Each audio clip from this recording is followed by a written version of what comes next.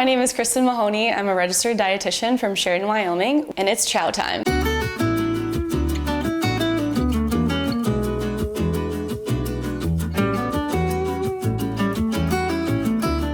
Today we're going to be making a summer toast. So this is a very good recipe when you have a bunch of tomatoes that are harvested in your garden. And what we're going to be doing is taking sourdough and toasting that. We're going to make a whipped ricotta, and we're going to cook these tomatoes down and then top it with some basil. So we're going to take these over to the sink because these do grow in the garden and they grow in dirt. So we have to make sure that these are nice and clean.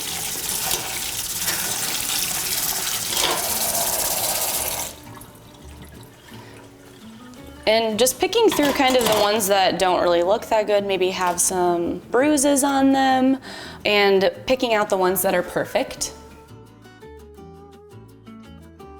And so what we're gonna do in this step is basically de-stem them.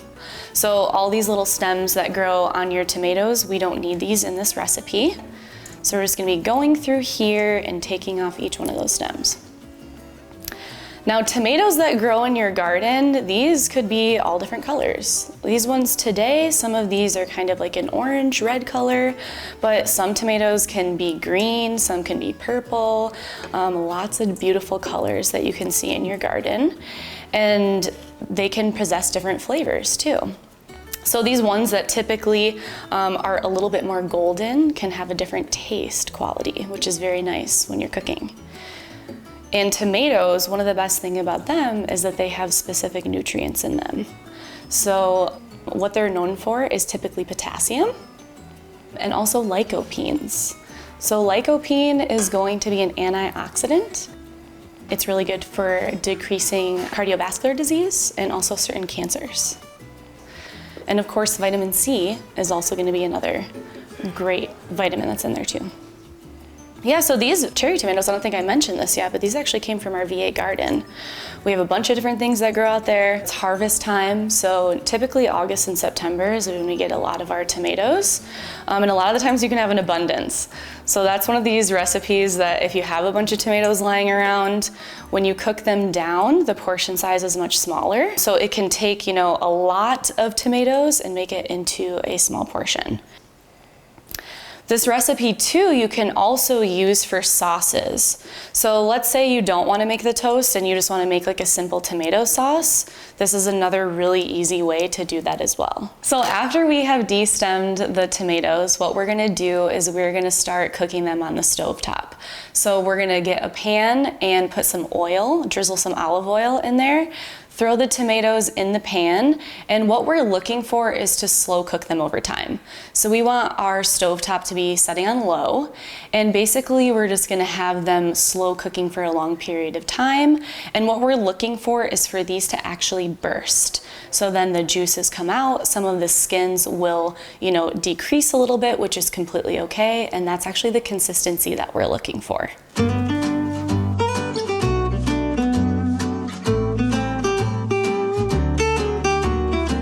Now that we're over here at the stove, we just turned our stove on to low heat. And what we're gonna do is I'm gonna use olive oil.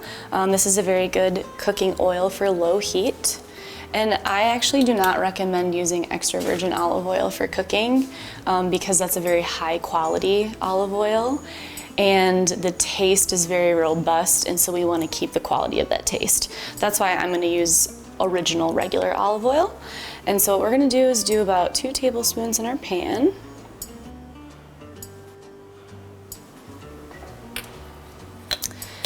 And once this becomes nice and hot, we're gonna put our cherry tomatoes in.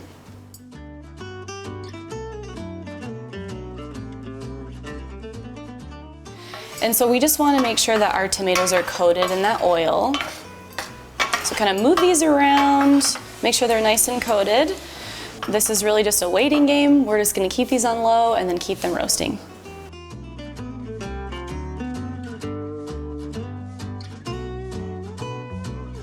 So now we're going to start making our whipped ricotta. So this recipe is very simple. It is just ricotta, olive oil, some lemon zest, which we'll do here, and then salt and pepper. So lemon zest, so we're not actually gonna even cut this open, we're actually just gonna zest the outside. This zest has a lot of flavor in it. And so you wanna just take a zester, or if you do have like a grater at home, there typically is a side that you can zest on, so you probably already have one and you don't even know it. But the great thing is you just really just work the lemon, and once it gets down to about white, you're just gonna keep flipping it over. And this recipe calls for about half a lemon. And so this recipe has, a lot of bright flavors, with the cheese because of the lemon that's in it. So I would say about a tablespoon, they say about half of the lemon, but a tablespoon is what we're working with, and then we can put that into our whipped ricotta.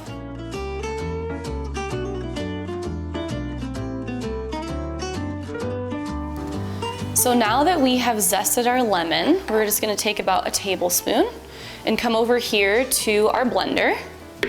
So we're gonna add the lemon zest to the blender, and what we're doing over here is we're making our whipped ricotta. And so this recipe is very simple. So minimal ingredients. We have our ricotta, which you might recognize this from using this in lasagna. That's typically the cheese that is used there. But we're gonna use this as like our whipping agent. So we're gonna do about a cup of the ricotta. And you'll notice that this recipe is vegetarian. So a lot of our protein today is gonna be coming from the whipped ricotta. And also, we are using 100% whole wheat sourdough. And there's some pretty good plant protein in our sourdough as well. So about a cup here. And we'll also put this in our blender. And then it calls for 1 tablespoon of olive oil. Some good healthy unsaturated fats that come from our olive oil. And then pepper. I just give it a couple shakes. Pepper doesn't have any salt in this, so we don't have to worry about that. Also, the ricotta does have a pretty good sodium concentration as it is, so I actually don't add any extra salt to that. And now we're gonna blend.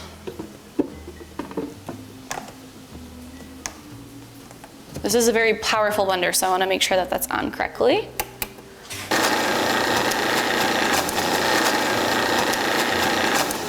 And so after it blends for a little bit, what you wanna do is take the lid off. Make sure that you have a spatula on hand because things do tend to kind of clump up on the sides. And make sure you're pushing that down so we get everything nice and blended. There we go.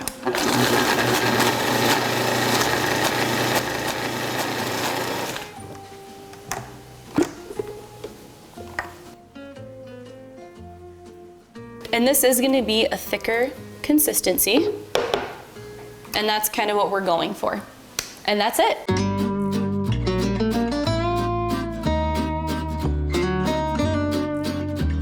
So now we're back over at the stove. We're kind of just checking on our tomatoes. So as we're looking at these tomatoes, some of these are just about to crack open, which is exactly what we want. Obviously, these are garden grown, so they're gonna be different sizes, so they're not all gonna cook evenly, which is totally okay. But we're waiting for these larger ones to kind of repeat the same thing that the smaller ones are doing. So they still have a little bit of time left. They've probably been on the stove for about 15 minutes now, so it is really slow cooking process. And after we've done our whipped ricotta, we are gonna toast our bread. So I do have whole wheat sourdough here, and this is what we're gonna be using today. So as I mentioned, this does have good plant protein in it because it is a whole grain. And sourdough has a very unique flavor, which pairs really well with all of these flavors here today. So what I start with is I have the pan on medium right here. And again, we're gonna use our olive oil. And I'm gonna measure out about 2 tablespoons of oil. And what we're looking for here is that it's coating the entire pan because we're gonna be toasting our sourdough on this. So I kinda like to move the pan around so we get that oil dispersed all over the pan. And once the oil is dispersed all over the pan, we're gonna lay down the sourdough. So it's as easy as this. And this does take, you know, a little bit of time, so we wanna make sure that we're watching it so we don't burn it, and I definitely have done that a couple times. But making sure that we're just watching this. Once it's toasty, nice and golden, then we're gonna flip it over, and that is going to be the base for our summer toast today.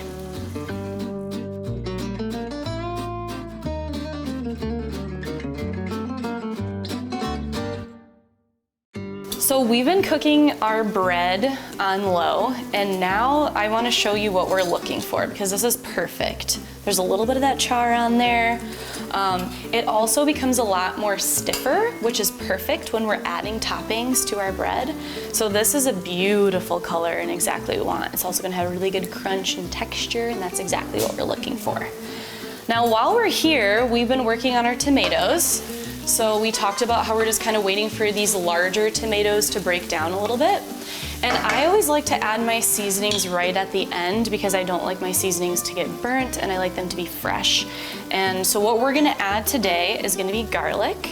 So our garlic is already pre-minced, which honestly, this is a very good thing to purchase at the grocery store. If you do not want to chop your own, it's a good way to cut time in the kitchen. And so you're probably wondering, like, if a recipe calls for 1 clove, what does that mean? So I typically do about 1/2 teaspoon for each clove. So I'm gonna go ahead and add 2 cloves to the pan. And then what else we're gonna add is thyme and also oregano. These are pretty well-versed Italian seasonings, and we're just gonna do 1/2 teaspoon of those as well. And so this really helps bring out a lot of flavors in the tomato. And in the beginning of class, I did talk about how this could easily be made into a sauce. So if you are looking for a tomato sauce that's just like quick and easy with a whole bunch of tomatoes, especially cherry tomatoes, in the garden, this is a very good recipe to use for that too. Because with cherry tomatoes, you don't have to worry about the skin. A lot of the times, you know, in processes with making homemade sauce, the removal of the skin is kind of the labor-intensive part, but with cherry tomatoes, we don't have to worry about that. And so the other one that I just added was oregano. That was the other 1/2 teaspoon that we did. So this is looking really perfect. This is kind of like the last result that we want. You know, they're starting to burst. We got all the seasonings in there, and our bread is looking good as well. So now we're gonna move to assembly for our summer toast.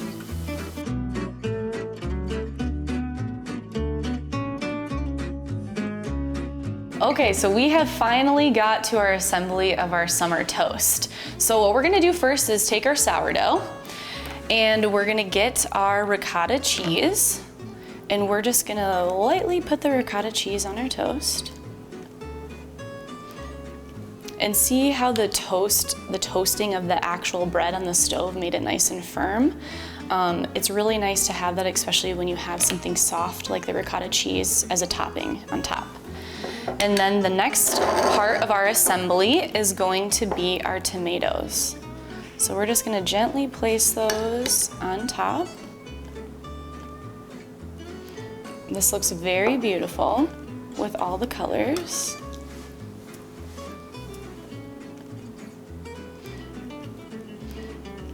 Great.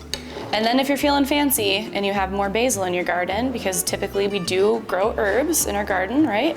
We can stick some of that on there and it makes the presentation just look beautiful. Also, this is gonna add a lot of flavor.